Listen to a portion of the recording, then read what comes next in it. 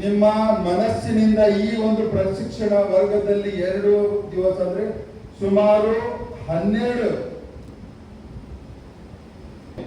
ಸೈಂಟಿಫಿಕವಾಗಿ ಭಾರತೀಯ ಜನತಾ ಪಕ್ಷದ ತತ್ವ ಸಿದ್ಧಾಂತಗಳನ್ನ ಯಾವ ರೀತಿ ಸಾಮಾನ್ಯ ಜನರ ಮಧ್ಯದಲ್ಲಿ ಅಂದ್ರೆ ಸಮಾಜದಲ್ಲಿರುವಂತಹ ಕಟ್ಟ ಕಡೆ ವ್ಯಕ್ತಿಗೆ ವಿಚಾರಗಳನ್ನು ತಿಳಿಸಬೇಕು. ಅಧಿಕಾರಕ್ಕೆ ಬಂದ ಮೇಲೆ ಅಂತ್ಯೋದಯದ ಪರಿಕಲ್ಪನೆ ಕೊಟ್ಟಿದಂತ ಪಂಡಿತ್ ದೀನ್ ದಯಾಳ್ ಉಪಾಧ್ಯಾಯ ಅವರ ಆ ಕನಸನ್ನ ನನಸಾಗಿ ಮಾಡಬೇಕು. ನನ್ನ ಜವಾಬ್ದಾರಿಗಳು ಮತ್ತು ಭಾರತ ದೇಶದ ಪ್ರಜೆನಾಗಿ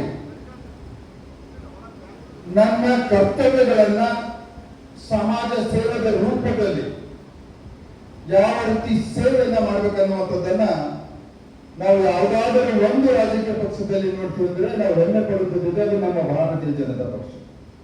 ಅಧಿಕಾರದ ಗುರಿಯನ್ನು ಇಟ್ಟುಕೊಂಡು ಅಧಿಕಾರಕ್ಕೆ ಬರಬೇಕು, ಭ್ರಷ್ಟಾಚಾರ ಮಾಡಬೇಕು, ಜನರ ಹಣವನ್ನು ಲೂಟಿ ಮಾಡಬೇಕು, ಸಮಾಜವನ್ನ ಸಂಪೂರ್ಣವಾಗಿ ಅಸ್ಥಿರಗೊಳಿಸಬೇಕು ಅನ್ನುವಂಥದ್ದನ್ನ ಏಕೈಕ ಉದ್ದೇಶವಾಗಿರುತ್ತದೆ ಅನೇಕ ರಾಷ್ಟ್ರೀಯ ಪಕ್ಷಗಳು. ಅದಕ್ಕೆ ಬಂಧುಗಳೇ, ನಾನು ನಿಮ್ಮಲ್ಲಿ ವಿನಂತಿಯನ್ನ ಮಾಡ್ತೇನೆ. ಒಂದು ಗಮನಿಸ್ತಾ ಇದ್ದೀನಿ, ನಾನಿಲ್ಲಿ ಅನೇಕ ಕಡೆಗಳಲ್ಲಿ ಪ್ರಶಿಕ್ಷಣ ವರ್ಗದಲ್ಲಿ ಎಲ್ಲರ ಮೊಬೈಲ್ಗಳು ಎಲ್ಲಿ ನಾವು ನೋಂದಣಿಯನ್ನ ಮಾಡ್ತಿದ್ದೀವಿ ಅಲ್ಲೇ ಬಿಟ್ಟು ಒಂದು ಟೋಕನ್ ತಗೊಂಡು ಬರುವಂತ ವ್ಯವಸ್ಥೆಯನ್ನ ಮಾಡಿದ್ರು. ಆದ್ರೆ ಆ ವ್ಯವಸ್ಥೆ ಇಲ್ಲ ಆಗಿಲ್ಲ ಅಂತ ಕಾಣಿಸ್ತದೆ. ಎಷ್ಟು ರಾಜಕೀಯ ಪಕ್ಷಗಳು ಇದೆ? ನಮ್ಮನ್ನ 60-70 ವರ್ಷಗಳು ಆಡಳಿತ ಮಾಡಿರ್ತಕ್ಕಂಥ ಪಕ್ಷವನ್ನೂ ಸೇರಿದಂತೆ ಯಾವ ಪಕ್ಷದಲ್ಲೂ ಕೂಡ ಪ್ರಶಿಕ್ಷಣ ವರ್ಗ ಅಂತಕ್ಕಂಥದ್ದು ಇಲ್ಲವೇ ಇಲ್ಲ. ಆದರೆ ಅದೇ ಭಾರತೀಯ ಜನತಾ ಪಕ್ಷದ ವಿಶೇಷ.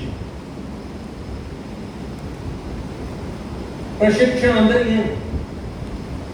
ನಮ್ಮಲ್ಲಿ ಯಾರು ಈಗ ಸರ್ವಜ್ಞರಿಲ್ಲ. ಇಲ್ಲಿ ಕುಳಿತಿರೋರು ಯಾರೋ ಸರ್ವಜ್ಞರು ಅಲ್ಲ. ನಿಮ್ಮಿಂದ ಕಲಿಯತಕ್ಕಂಥದ್ದು ನಾವು ಬಹಳ ಇದೆ, ನಮ್ಮಿಂದಲೂ ಕಲಿಯತಕ್ಕಂಥದ್ದು ನಿಮ್ಮಲ್ಲೂ ಇದೆ. ನಾವು ಯಾವಾಗಲೂ ಮ್ಯೂಚುವಲಿ ನಾವು ಒಬ್ಬರನ್ನೊಬ್ಬರು ವಿಷಯಗಳನ್ನ ಅರ್ಚನೆ ಮಾಡಬೇಕು, ಮಾತಾಡಿಕೊಳ್ಳಬೇಕು. ವಿಶೇಷವಾಗಿ ಭಾರತೀಯ ಜನತಾ ಪಕ್ಷದಲ್ಲಿ ಬಂಧುತ್ವವನ್ನು ಕಾಪಾಡಬೇಕು. ಆ ಕಾರಣಕ್ಕೆ ಆಗಾಗ ನಾವು ಸೇರ್ತಕ್ಕಂಥದ್ದು. ದೇಶದಲ್ಲಿ ಇವತ್ತು ಪ್ರಶಿಕ್ಷಣ ವರ್ಗಗಳನ್ನು ಮಾಡ್ತಾ ಇದ್ದಾರೆ.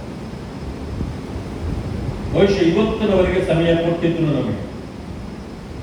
ಮಂಡಲ ಮಟ್ಟದಲ್ಲಿ ಆಯ್ತು, ಜಿಲ್ಲಾ ಮಟ್ಟದ್ದು ಇವತ್ತಿಗೆ ಆಗ್ಬೇಕಂತಿತ್ತು. ಇವತ್ತಿನ ಬಹುಶಃ ಇವತ್ತಿಗೆ ಕೊನೆ. ಇವತ್ತು ಕೊನೇ ಘಟ್ಟಕ್ಕೆ ಬಂದು ನಮ್ಮ ಯಾದಗಿರಿನಲ್ಲಿ, ಯಾಕಂತಂದ್ರೆ ರಾಜ್ಯದಲ್ಲೇ ಒಂದು ರೀತಿ ಕೊನೆಯ ಜಿಲ್ಲೆ ಇದೆ. ಬಹುಶಃ ನಮ್ಮ ರಾಜಣ್ಣವ ಊರಲ್ಲಿ ಇರಲಿಲ್ಲ, ಹೊರದೇಶಕ್ಕೆ ಬಂದಿದ್ರು. ಅದಕ್ಕೆ ಅವರು ಬರಲಿ ಅಂತ ಕಾಯ್ತಿದ್ವಿ ಅಂತ ಕಾಣುತ್ತೆ.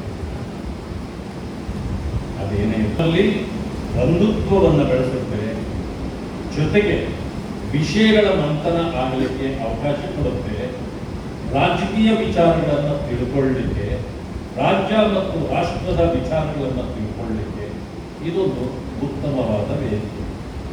ಇದು ಪದೇ ಪದೇ ಬರೋದಿಲ್ಲ.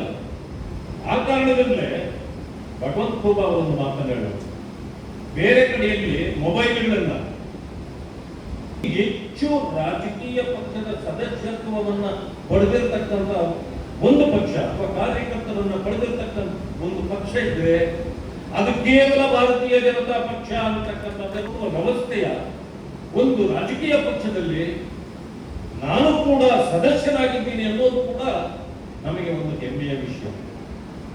ಬಿಡಿ, ರಾಜಕೀಯ ಬರ್ತದೆ ಹೋಗ್ತದೆ, ರಾಜಕೀಯ ಮಾಡತಕ್ಕಂಥ ಸಂದರ್ಭದಲ್ಲಿ ಅನೇಕ ಅಧಿಕಾರಗಳು ಸಿಗಬಹುದು, ಅದು ನಮಗೆ ಬಹಳ ಪ್ರಾಮುಖ್ಯ. It is a way of life. ಜೀವನ ನಮ್ಮದ ಜೀವನವನ್ನು ಸಾಗಿಸುವ ಒಂದು ಮಾರ್ಗ ಅಷ್ಟೇ. ಆದರೆ ಅಲ್ಲಿ ಸಂಸ್ಕೃತಿ ಇದೆ. ಯಾರ ಮೇಲೆ ಯಾರು ಕೂಡ ಹಗೆತನ ಮಾಡತಕ್ಕಂಥದ್ದು ನಮ್ಮ ಸಂಸ್ಕೃತಿಯಲ್ಲಿ ಇಲ್ಲ. ಯಾವ ಮೇಲು ಕೀಳು ಇಲ್ಲ. ಆದರೆ ಕೆಲವರು ಮಾಡ್ಕೊಂಡು ಬಿಡ್ತಾರೆ. ಇದನ್ನು ಹೋಗಲಾಡಿಸಬೇಕು ಅನ್ನೋದೇ ನಮ್ಮ ಭಾರತೀಯ ಕರ್ತವ್ಯ ಆಗಿದೆ. ಭಾರತೀಯ ಜನತಾ ಪಕ್ಷ ಆಗಲಿ ಅಥವಾ ನಮಗೆ ಸಹಕಾರಿಯಾಗಿ ನಿಂತ ಸಂಘಟನೆಗಳಿರ್ಬೋದು, ಹಿಂದೂ ಸಂಘಟನೆಗಳು, RSS ಸೇರಿದಂತೆ ಎಲ್ಲರೂ ಕೂಡ ಜಾತಿಯನ್ನೇ ಹೋಗಲಾಡಿಸಬೇಕು ಅಂತ ಹೋರಾಟ ಮಾಡಬೇಕು. ಗೊತ್ತಿಲ್ಲದೆ ರಾಹುಲ್ ಗಾಂಧಿ ಹಿಂದೂಗಳನ್ನ ನಿಂದಿಸ್ತಾರೆ, ಹಿಂದುತ್ವವನ್ನೇ ಓಡಿಸ್ತೇವೆ ಅಂತಾರೆ, ಸನಾತನವನ್ನೇ ಓಡಿಸ್ತೇವೆ ಅಂತಾರೆ, ಹಿಂದುತ್ವವನ್ನು ಸರ್ವನಾಶ ಮಾಡ್ತೀವಿ ಅಂತಾರೆ. ಆದರೂ ಹಿಂದೂಗಳು ಪಾಪ ಓಟ್ ಹಾಕ್ತಾರೆ. ಮತ್ತೊಂದು ಬಂಧುತ್ವ, ಕೊನೆಯದಾಗಿ ಸಿಂಧುತ್ವ. ಹಿಂದುತ್ವ ಅಂತಕ್ಕಂಥ ನಾಗರಿಕತೆಯನ್ನು ನಾವು ಯಾವತ್ತೂ ಮರೆಯಬಾರದು. ಇದರಲ್ಲಿ ಯಾರು ಯಾರು ಈ ಭೂಮಿಯ ಮೇಲೆ ಹುಟ್ಟಿದ್ದಾರೆ, ಹಿಂದೂ ಅಂತ ಮಾತ್ರ ಅಲ್ಲ, ಅದು ಮುಸಲ್ಮಾನರಿರ್ಬೋದು, ಕ್ರೈಸ್ತರಿರ್ಬೋದು, ಜೈನರಿರ್ಬೋದು, ಹಿಂದುತ್ವವೇ, ಎಲ್ಲವೂ ಹಿಂದೂಗಳೇ. ಆದ್ರೆ ಪರಿವರ್ತನೆ ನೀವು ಮಾಡಿಕೊಂಡಿರ್ತಕ್ಕಂಥದ್ದು. ಆದ್ರೆ ನಮಗೆ ಅದರ ಭೇದ ಭಾವ ಇಲ್ಲ, ವ್ಯತ್ಯಾಸ ಇಲ್ಲ. ಆದ್ರೆ ಬಂಧುತ್ವ, ನೀವು ಮುಸಲ್ಮಾನರಂತಾಗ್ಲಿ, ನೀವು ಕ್ರೈಸ್ತರಂತಾಗ್ಲಿ, ಬೇರೆ ಯಾವುದೇ ಅಂತಾಗ್ಲಿ, ನಿಮ್ಮನ್ನ ನಾವು ದೂರ ಇಡತಕ್ಕಂಥದ್ದು ಹಿಂದುತ್ವದ ಕೆಲಸ ಅಲ್ಲ, ನಾವು ಮಾಡೋದಿಲ್ಲ. ಬೇಕಿದ್ರೆ ನೀವು ಮಾಡ್ಕೊಳ್ಳಿ, ನಮ್ದೇನು ಅಭ್ಯಂತರ ಇಲ್ಲ. ಆದ್ರೆ ಬಂಧುತ್ವ, ಎಲ್ಲರನ್ನು ಒಟ್ಟಿಗೆ ಸೇರಿಸಿಕೊಂಡು ಹೋಗೋದು ಬಂಧುತ್ವ. ಆದ್ರೆ ಈ ದೇಶ ಗಟ್ಟಿಯಾಗಿ ಉಳಿಬೇಕು. ಈ ದೇಶ ಯಾವತ್ತಿಗೂ ಕೂಡ ಒಟ್ಟಾಗಿ ಇರಬೇಕು, ಒಟ್ಟೊಟ್ಟಿಗೆ ನಾವು ಬದುಕಬೇಕು. ಯಾವತ್ತಿಗೂ ಬಿಜೆಪಿ ಅಧಿಕಾರ ಹಿಡಿಯಲಿಕ್ಕೆ ಸಾಧ್ಯ ಇಲ್ಲ ಅಂತಕ್ಕಂಥ ಮಾತನ್ನ ಇವತ್ತು ಸುಳ್ಳು ಮಾಡಿ ಪಶ್ಚಿಮ ಬಂಗಾಳವನ್ನು ಗೆದ್ದಿದ್ದೀವಿ ಅಂತಂದ್ರೆ ಇನ್ನ ಈ ದೇಶ ಸಂಪೂರ್ಣವಾಗಿ ಭಾರತೀಯ ಜನತಾ ಪಕ್ಷ ಮಯವಾಗ್ತಕ್ಕಂಥದ್ದನ್ನ ಯಾರೂ ತಪ್ಪಿಸ್ಲಿಕ್ಕೆ ಆಗೋದಿಲ್ಲ. ನಂತರ ಕರ್ನಾಟಕ ಎಲ್ಲ ಚುನಾವಣೆಗಳು ಮುಗಿದಿದೆ. ಕರ್ನಾಟಕ ಕೇವಲ 2 ವರ್ಷ ಇದೆ. ನೀವ್ಯಾರು ಆ ಗುಂಪಿನಲ್ಲಿರೋದು ಬೇಕಾಗಿಲ್ಲ. ಇಲ್ಲಿ ಇವತ್ತು ಆಗಿರ್ತಕ್ಕಂಥದ್ದು ನಾನು ಈಗಾಗಲೇ ಪ್ರೆಸ್ಗೂ ಕೂಡ ಹೇಳ್ಬಿಟ್ಟಿದ್ದೇನೆ. ಕೇವಲ ವಾಹನ ಚಾಲಕ ಬದಲಾದ್ರೆ ಸಾಕಾಗೋದಿಲ್ಲ. ನಿಮ್ಮ ಇಂಜನ್ನೇ ಸರಿ ಇಲ್ಲ, ನೀವು ಚಾಲಕನ ಪಾಪ ಇವ್ರು ಚಾಲಕ ಸರಿಯಾಗಿ ಓಡಿಸ್ಲಿಲ್ಲ ಅಂತೇಳಿ ಚಾಲಕನ ಬದಲು ಮಾಡಿಬಿಟ್ರೆ ಗಾಡಿ ಓಡೋದಿಲ್ಲ. ಚಾಲಕನ್ನ ಬದಲಾಗಬೇಕಾಗಿರೋದು, ನಿಮ್ಮ ವಾಹನವೇ ಬದಲಾಗಬೇಕು. ಆದ್ರೆ ನಿಮ್ಮ ಹತ್ರ ವಾಹನ ಬದಲಾಯಿಸುವ ಶಕ್ತಿ ಇಲ್ಲ. ಅದಕ್ಕೆ ಬಿಜೆಪಿ ಸಜ್ಜಾಗ್ತಾ ಇದೆ. ಹೊಸ ವಾಹನದೊಂದಿಗೆ ಇನ್ನ ಅಲ್ಪ ಕಾಲದಲ್ಲೇ ನಾವು ಬರ್ತೇವೆ. ಎಲ್ಲರನ್ನೂ ನಮ್ಮ ಹೊಸ ವಾಹನದಲ್ಲಿ ರಾಜ್ಯದ ಜನರನ್ನ ಕರ್ಕೊಂಡು ಅಭಿವೃದ್ಧಿಯತ್ತ ಸಾಗ್ತೇವೆ. ಭಾರತೀಯ ಜನಸಂಘ ಈ ದೇಶದಲ್ಲಿ ಸ್ವಾತಂತ್ರ್ಯ ಬಂದ ನಂತರ ಕಾಂಗ್ರೆಸ್ಸಿಗರಿಗೆ ಕಿವಿ ಮಾತನ್ನು ಹೇಳಿದರು ಮಹಾತ್ಮ ಗಾಂಧಿ ಅವರು. ಸ್ವಾತಂತ್ರ್ಯ ಹೋರಾಟದ ಉದ್ದೇಶಕ್ಕಾಗಿ ಒಂದು ಸಂಘಟನೆ ಇತ್ತು. ಅದು ಯಾರು ಸ್ಥಾಪನೆ ಆಗಿರುವಂತ ಕಾಂಗ್ರೆಸ್. ಬ್ರಿಟಿಷರ ವಿರುದ್ಧವೇ ಹೋರಾಟ ಮಾಡಿದ ನಂತರ ಇದರ ಅರ್ಥ ಉಳಿದಿಲ್ಲ, ಇದರ ವಿಸರ್ಜನೆ ಮಾಡೋಣ ಅಂತ ಹೇಳಿದ್ರು. ಅದು ಕೇಳಿಲ್ಲ, ಅದರ ಲಾಭ ಪಡ್ಕೊಳ್ಬೇಕು, ಸ್ವತಂತ್ರ ಹೋರಾಟದ ಲಾಭವನ್ನು ಪಡ್ಕೊಳ್ಬೇಕು ಅಂತ ಹೇಳಿ ಕಾಂಗ್ರೆಸ್ಸಿನ ಮುಂದುವರಿಕೆ ಆಗಿತ್ತು. ನೋಡಿ, ಆಗಿನ ಸಂದರ್ಭದಲ್ಲೇ ಶ್ಯಾಮಾ ಪ್ರಸಾದ್ ಮುಖರ್ಜಿ ಅವರಿಗೆ ಅನಿಸ್ತು ಈ ಕಾಂಗ್ರೆಸ್ನಿಂದ ಈ ದೇಶ ಉದ್ಧಾರ ಆಗ್ಲಿಕ್ಕೆ ಸಾಧ್ಯ ಇಲ್ಲ. ಕಾಂಗ್ರೆಸ್ಸಿಗೆ ಪ್ರತಿಯಾಗಿ ಒಂದು ರಾಜಕೀಯ ಶಕ್ತಿ ಬೇಕು ಅಂತ ಹೇಳಿ ಸಂಘದ ಹಿರಿಯರ ಬಳಿ ಹೋಗಿ ಒಂದು ರಾಜಕೀಯ ಶಕ್ತಿಯ ಉದಯದ ಅಗತ್ಯತೆ ಇದೆ ಅಂತ ಹೇಳಿ ಯಾರು ಹೋದ್ರು? ಶ್ಯಾಮಾ ಪ್ರಸಾದ್ ಮುಖರ್ಜಿ ಅವರು ಹೋದ್ರು, ಹಿರಿಯರ ಹತ್ರ ಮಾತಾಡಿದ್ರು. ಒಂದು ರಾಜಕೀಯ ಕ್ಷೇತ್ರದಲ್ಲಿ ಶಕ್ತಿಯ ಅಗತ್ಯತೆ ಇದೆ. ಹಂಗಾದ್ರೆ ಆ ರಾಜಕೀಯ ಶಕ್ತಿ ಉದಯ ಆಗ್ಬೇಕಾದ್ರೆ ಯಾವುದರ ಆಧಾರದ ಮೇಲೆ ಆಗ್ಬೇಕು? ಆ ರಾಷ್ಟ್ರೀಯತೆ ಪ್ರಖರವಾದ ಒಂದು ವಾದದ ಆಧಾರದ ಮೇಲೆ, ನಮ್ಮದೇ ಆಗಿರುವ ಭಾರತೀಯ ಚಿಂತನೆಯ ಆಧಾರದ ಮೇಲೆ, ನಮ್ಮತನದ ಆಧಾರದ ಮೇಲೆ ಒಂದು ರಾಜಕೀಯ ಪಕ್ಷ ಹುಟ್ಟಾಕ್ಬೇಕು ಅಂತೇಳಿ ಅವತ್ತು ಶ್ಯಾಮಾ ಪ್ರಸಾದ್ ಮುಖರ್ಜಿ ಅವರು ಸಂಘದ ಹಿರಿಯರ ಹತ್ರ ಹೋಗಿ ಮಾತಾಡಿದ್ರು. ಅವ್ರ ಜೊತೆಗೂಡಿದವರು ದೀನ್ ದಯಾಳ್ ಉಪಾಧ್ಯಾಯರು. ಇಲ್ಲಿರುವಂತಹ ಹಿರಿಯ ಕಾರ್ಯಕರ್ತರು ನೆನಪಿದೆ ಅಂತ ಭಾವಿಸ್ತೇನೆ. ಹಿಂದೆ ನಾವು ಸದಸ್ಯತ್ವ ಅಭಿಯಾನ ಮಾಡಬೇಕಾದ್ರೆ ಅದ್ರ ಹಿಂದೆ ಪಂಚನಿಷ್ಠೆಗಳು ಒಂದು ಬರೀತು, ನೆನಪಿದೆ. ಅದರಲ್ಲಿ ಒಂದು ಬಹಳ ಸ್ಪಷ್ಟವಾಗಿ, ನಾನು ಭಾರತೀಯ ಜನತಾ ಪಾರ್ಟಿಯ ಏಕಾತ್ಮತಾ ಮಾನವತಾವಾದದಲ್ಲಿ ನಂಬಿಕೆ ಇಟ್ಟುಕೊಂಡು ಭಾರತೀಯ ಜನತಾ ಪಾರ್ಟಿಯ ಸದಸ್ಯನಾಗಿ ಆಗುತ್ತೇನೆ ಅಂತ ಹೇಳಿ ನಾವು ಡಿಕ್ಲೇರ್ ಮಾಡ್ಕೊಳ್ಬೇಕಾಗಿತ್ತು. ಹಂಗಾದ್ರೆ ಡಿಕ್ಲೇರ್ ಮಾಡ್ಕೊಂಡ ನಂತರ ಬಹಳ ಜನರಿಗೆ ಸದಸ್ಯತ್ವ ಮಾಡ್ಬೇಕಾದ್ರೆ ನಾವು ಏಕಾತ್ಮತಾ ಮಾನವತಾವಾದದಲ್ಲಿ ನಂಬಿಕೆಯನ್ನು ಇಟ್ಟುಕೊಂಡಿದ್ದೀವಿ ಅಂತ ಡಿಕ್ಲೇರ್ ಮಾಡ್ಕೊಂಡಿದ್ದೀವಿ. ನೀವೆಲ್ಲರೂ ನಂತರ ಬರ್ದಿಟ್ಕೊಂಡಿದ್ದೀರಲ್ಲ. ಹಂಗಾದ್ರೆ ಏಕಾತ್ಮತಾ ಮಾನವತಾವಾದ ಏನು? ಆ ರೀತಿ ವಿಷಯಗಳಿಗೆ ತಲುಪುವ ಸಲುವಾಗಿ ಈ ಪ್ರಶಿಕ್ಷಣಗಳು ಅಂತ್ಯದಲ್ಲೇ ಉದಯವಾಗಬೇಕಾಗಿದೆ. ಹಂಗಾದ್ರೆ ಕೆಲವಾದ ನಾರಾಯಣಸ್ವಾಮಿ ಅವರು ಹೇಳಿದ ರೀತಿಯಲ್ಲಿ ಯಾದಗಿರಿ ಕೊನೆಯ ಜಿಲ್ಲೆ ಅಂತ ಲೆಕ್ಕದಲ್ಲಿ ಹೇಳಿಬಿಟ್ಟು ಉದಯ ಎಲ್ಲಿ ಆಗ್ಬೇಕಾಗಿದೆ? ರಾಜಕೀಯದಲ್ಲೂ ಯಾದಗಿರಿಯಲ್ಲಿ ಉದಯ ಆಗ್ಬೇಕಾಗಿದೆ. ನಮ್ಮ ಪಕ್ಷದಲ್ಲೂ ಯಾದಗಿರಿಯಿಂದಲೇ ಉದಯ ಆಗ್ಬೇಕಾಗಿರುವಂತ ಅಗತ್ಯತೆ ಇದೆ ಕಾರಣಕ್ಕಾಗಿ ಈ ಒಂದು ಪ್ರಶಿಕ್ಷಣವನ್ನು ಹಮ್ಮಿಕೊಳ್ಳಲಾಗಿದೆ. ನಾನು ಅಭಿನಂದನೆ ವ್ಯಕ್ತಪಡಿಸ್ತೇನೆ. ಹೇಳಿಲ್ಲ ಚಲವಾದಿ ನಾರಾಯಣಸ್ವಾಮಿ ಅವರು, ನನಗೂ ಇಲ್ಲಿವರೆಗೂ ಗೊತ್ತಿರಲಿಲ್ಲ. ಚಲವಾದಿ ನಾರಾಯಣಸ್ವಾಮಿ ಅವರು ಈ ಜಿಲ್ಲೆಯನ್ನ ರೂರಲ್ ಜಿಲ್ಲೆಯನ್ನಾಗಿ ತೆಗೆದುಕೊಂಡಿದ್ದೀನಿ ಅಂತೇಳಿ ಇದ್ಮೇಲೆ ಬಹಳ ಸಂತೋಷ ಆಗಿದೆ ಸರ್. ನೀವು ನಮಗೆ ಲಭ್ಯವಾಗ್ತೀರಿ. ನಮ್ಮ ರಾಜವಣ್ಣ ಜೊತೆಗಿದ್ದಾರೆ ಅಣ್ಣ. ನಾವಿಬ್ರೇ ಅಲ್ಲ, ನಮ್ಮ ಅಧ್ಯಕ್ಷ ಅಷ್ಟೇ ಅಲ್ಲ, ಇವರೇ ಕರ್ಕೊಂಡು ಬಂದಿದ್ದು ಅಂತ ಹೇಳಿದ್ರು. ಬಹಳ ಒಳ್ಳೆ ಕೆಲಸ ಮಾಡಿದ್ದಾರೆ ರಾಜಗೌಡ್ರೆ. ಅವರು ನಮ್ಮ ಜೊತೆಗಿರ್ತಾರೆ. ಈ 4 ವಿಧಾನಸಭಾ ಕ್ಷೇತ್ರದಲ್ಲಿ ಏನಾಗಬೇಕು? ಭಾರತೀಯ ಜನತಾ ಪಾರ್ಟಿ ಅಭ್ಯರ್ಥಿಗಳು ಗೆಲ್ಲಬೇಕು. ಆ ಮೂಲಕ ಮತ್ತೊಮ್ಮೆ ವಿಧಾನಸೌಧದ ಮೇಲೆ ಭಾರತೀಯ ಜನತಾ ಪಾರ್ಟಿಯ ಧ್ವಜ ಹಾರಾಡಬೇಕು ಅನ್ನೋದಕ್ಕೆ ನಾವೆಲ್ಲ ಕೆಲಸ ಮಾಡೋಣ. ಕೆಲಸ ಮಾಡ್ರೆ ಏನೇನ್ ಬೇಕಾಗ್ತದೆ? ಬರೀ ನಿಮಗೆ ಫೈನಾನ್ಸಿಯಲ್ ಬಿಡ್ ಹಾಕೋರಿದ್ರೆ ಸಾಕಾಗ್ತದ? ಫೈನಾನ್ಸಿಯಲ್ ಬಿಡ್ ಒಂದ್ರೊಳಗೆ ನೀವು ಎಲಿಜಿಬಲ್ ಆದ್ರೆ ನೀವು ಕಾಂಟ್ರಾಕ್ಟ್ ಮಾಡ್ಲಿಕ್ಕೆ ಆಗ್ತದ? ಆಗಲ್ಲ, ರಿಜೆಕ್ಟ್ ಆಗ್ತದೆ. ಯಾಕೆ? ಟೆಕ್ನಿಕಲ್ ಬಿಟ್ಟು ಅಷ್ಟೇ ಮುಖ್ಯವಾಗ್ತದೆ. ಟೆಕ್ನಿಕಲ್ ಬಿಟ್ಟು ಸರಿ ಇದ್ರೆ ಆಗಾಗ್ತದ? ಆಗಲ್ಲ. ಯಾಕಂದ್ರೆ ನೀವು ಯಾಕೆ ಕೆಟಗರಿ ಒಳಗೆ ಅನ್ನೋದು ಬೇಕಾಗ್ತದೆ. ಆ ಹಿನ್ನೆಲೆ ಒಳಗ ಇವತ್ತು ರಾಜಕೀಯದಲ್ಲೂ ಕೂಡ ನಿಮಗೆ ಈ ಪ್ರಶಿಕ್ಷಣದ ಮೂಲಕ ಟೆಕ್ನಿಕಲಿ ಸೌಂಡ್ ಮಾಡುವಂತ ಕೆಲಸ, ಅಂದ್ರೆ ವೈಚಾರಿಕವಾಗಿ ನಿಮಗೆ ಸದೃಢಗೊಳಿಸುವಂತ ಕೆಲಸ ಆಗ್ತದೆ. ಅದರ ಜೊತೆಗೆ ನಿಮ್ಮ ಸ್ತರ ಹೆಚ್ಚೆಚ್ಚಾಗಬೇಕು. ಎಲ್ಲರೂ ಮೊಬೈಲ್ ಇಟ್ಕೊಂಡಿದ್ರಿ ಅಂತ ಕೆಳಗೆ ಕುಂತಾರೆಲ್ಲ ತೆಲಿಗೆತ್ತಿ ನಾವು ನೋಡ್ಬೇಕು ನೀವು. ಯಾಕಂದ್ರೆ ಇರೋದೇ ನಿಮ್ಗೆ ಅಲ್ಲೇ ಕಾರ್ಯಕರ್ತರ ಮೇಲೆ ಈ ಪಕ್ಷ ಇರೋದು. ಬಹಳ ಅದ್ಭುತವಾದಂತ ಬಿಜೆಪಿ ಪಕ್ಷದ ತತ್ವ ಸಿದ್ಧಾಂತಗಳನ್ನು ನಾವು ಒಪ್ಪನೆ ನಡೆದ್ಬಿಟ್ರೆ ಬಹಳಷ್ಟು ಅನುಕೂಲ ಆಗ್ತಾರೆ. ಇವತ್ತು ನೋಡ್ರಿ, ಇಡೀ ದೇಶ ಸುತ್ತದ ಅವಶ್ಯಕತೆ ಇಲ್ಲ, ಇಡೀ ರಾಜ್ಯ ಸುತ್ತದ ಅವಶ್ಯಕತೆ ಇಲ್ಲ. ಯಾದಗಿರಿ ಜಿಲ್ಲೆನ ಅಷ್ಟೇ ತಗೊಳ್ಳಿ. ನಮ್ಮ ಏನಿರೋದು ಯಾದಗಿರಿ ಜಿಲ್ಲೆ ಅಷ್ಟೇ. ಯಾದಗಿರಿ ಜಿಲ್ಲೆಯಲ್ಲಿ 4 ನಾವು ಗೆದ್ದೀವಿ ಅಂತ ಹೇಳ್ರಿ. 4 MLA ಕಾನ್ಸ್ಟಿಟ್ಯೂನ್ಸಿಗಳು ಬರ್ತಾವ.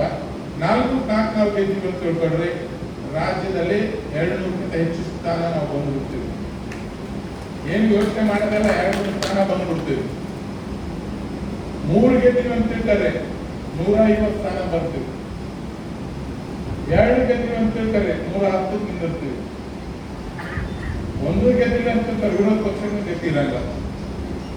ಇಷ್ಟೇ. ಇಲ್ಲಿ ಯಾದಗಿರಿ ನಾವು 4 ಗೆಲ್ಲಕ್ಕೆ ಪ್ರಯತ್ನ ಮಾಡಿದೀವಿ, ಗೆದ್ದೀವಿ ಅಂದ್ರೆ ಆಟೋಮೆಟಿಕ್ ಆಗಿ ನಮ್ ಕಂಪ್ಲೀಟ್ ಮೆಜಾರಿಟಿ ಬರ್ತದೆ. 100% ಮೆಜಾರಿಟಿ ಅಲ್ಲ, 2 ಸೀಟ್ ಮೇಲೆ ನಾವು ಇರ್ತೀವಿ.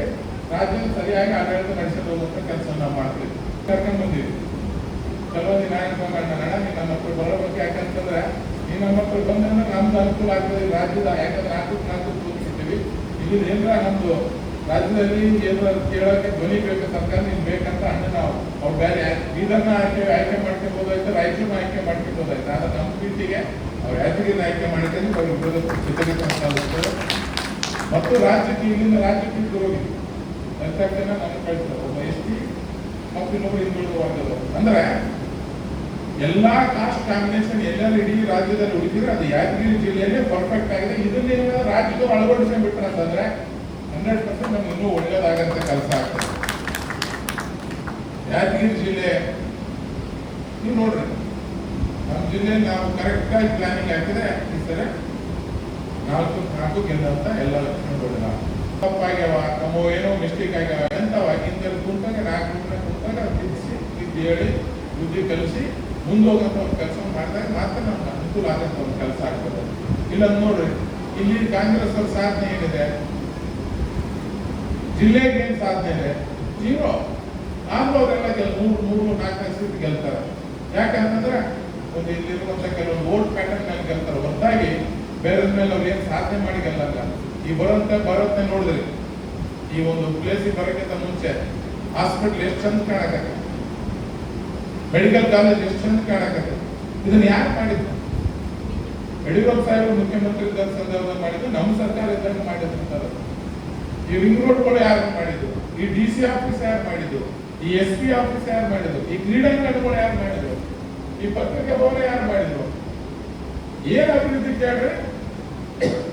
ನೀವು ಆ ಅಭಿವೃದ್ಧಿ ಆಗಿರೋದು ನಮ್ಮ ಸರ್ಕಾರದ ಅವಧಿಯಲ್ಲಿ ನಮ್ಮ ಬಿಜೆಪಿ ಅಧಿಕಾರ ಇದ್ದಂತ ಸಂದರ್ಭದಲ್ಲಿ. ಕಾಂಗ್ರೆಸ್ ಏನ್ ಮಾಡಿದೆ ಹೇಳ್ರಿ, ಯೋಚನೆ ಮಾಡಿ ನೋಡ್ರಿ.